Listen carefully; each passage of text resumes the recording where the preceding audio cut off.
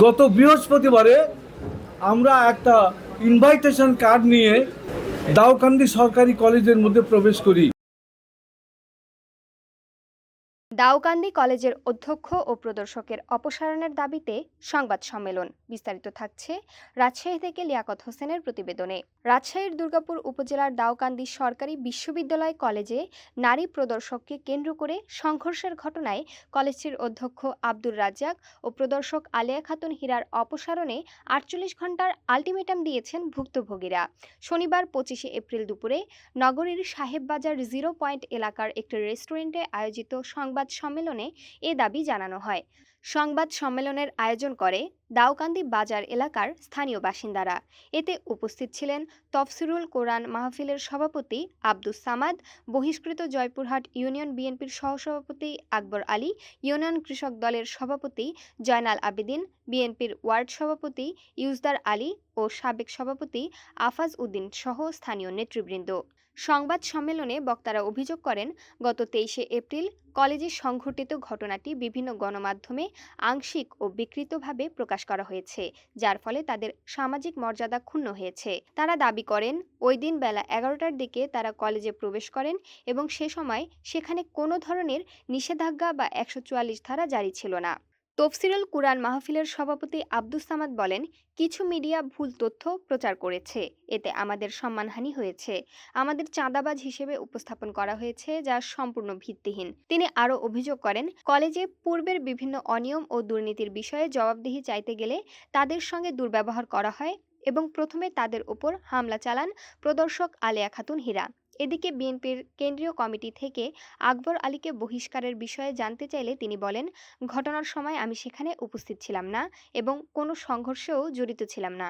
Video ফুটেজেও আমাকে দেখা যায়নি। তারপরও কেন আমাকে বহিষ্কার করা হলো তা আমার কাছে স্পষ্ট নয়। তিনি দাবি করেন, সামাজিক যোগাযোগ মাধ্যমে অপপ্রচার ও বিভ্রান্তিকর তথ্য ছড়ানোর ফলেই তাকে দল থেকে বহিষ্কার করা হয়েছে। সংবাদ সম্মেলনে বক্তারা আরও বলেন, ঘটনার পূর্ণাঙ্গ তদন্ত ছাড়া একপাক্ষিক সিদ্ধান্ত গ্রহণ করা উচিত নয়। তারা সংশ্লিষ্ট প্রশাসনের কাছে নিরপেক্ষ তদন্তের দাবি জানান এবং প্রকৃত ঘটনার পূর্ণাঙ্গ চিত্র গণমাধ্যমে তুলে ধরার আহ্বান জানান। বক্তারা বলেন, আমরা চাই ৪৮ ঘণ্টার মধ্যে অধ্যক্ষ ও অভিযুক্ত প্রদর্শকের অপসারণ নিশ্চিত করা হোক এবং নিরপেক্ষ তদন্তের মাধ্যমে প্রকৃত দোষীদের বিরুদ্ধে ব্যবস্থা নেওয়া হোক। তবে এ বিষয়ে প্রদর্শক আলেয়া খাতুন হীরা বলেন, বিভিন্ন সময়ে কলেজে এসে তারা হিসাব চাইতেন, যা মূলত চাঁদা দাবির অংশ ছিল। অধ্যক্ষের পাশে থেকে প্রতিবাদ করায় তিনিও হামলার শিকার হয়েছেন বলে দাবি করেন। অধ্যক্ষ আব্দুর রাজ্জাক জানান, ৪ মাস আগে দায়িত্ব গ্রহণের পর থেকেই বিএনপির বিভিন্ন গ্রুপ তার কাছে চাঁদা দাবি করে আসছিল।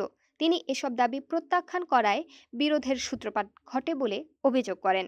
দুর্গাপুর থানার পুলিশ পরিদর্শক রফিকুল ইসলাম বলেন, অনাকাঙ্ক্ষিত ঘটনার আশঙ্কায় পুলিশ আগে থেকেই সেখানে উপস্থিত ছিল এবং উভয় পক্ষকে নিবৃত্ত করার চেষ্টা করা হয়। তবে কিছু লোক জোরপূর্বক প্রবেশ করে হামলা ও ভাঙচুর চালায়। এ ঘটনায় লিখিত অভিযোগ পেলে আইনানুগ এই ব্যবস্থা জিনিসটা নেওয়া আমি হবে। প্রতিবাদে, হ্যাঁ আপনার কার হুকুমে আপনারা এই প্রিন্সিপালের রুমে ঢুকছেন? কার পারমিশন জানে? আমার পারমিশন নিয়েছে, আমার বাবার কলেজ এটা, আপনি কখনো ঢুকতে পারেন না। আমি বলি যে এটা কি কথা বলো তুমি? আমার মেয়ের মতো, আমি আমাকে চাচা বলে ডাকো, আর প্রিন্সিপাল কথা বলছিল, তুমি কেন কথা বলছো? তুমি কে? তখন বলছে, আপনি জানেন না আমি কে? তখন আমি তো জানি যে তুমি এই মেয়ে একটা, এই কলেজে তোমার কি র্যাঙ্ক, কী করো তা তো আমি জানি না। যাই কথা বলার পরে আমার খুব জোরে একটা ধাক্কা দিল।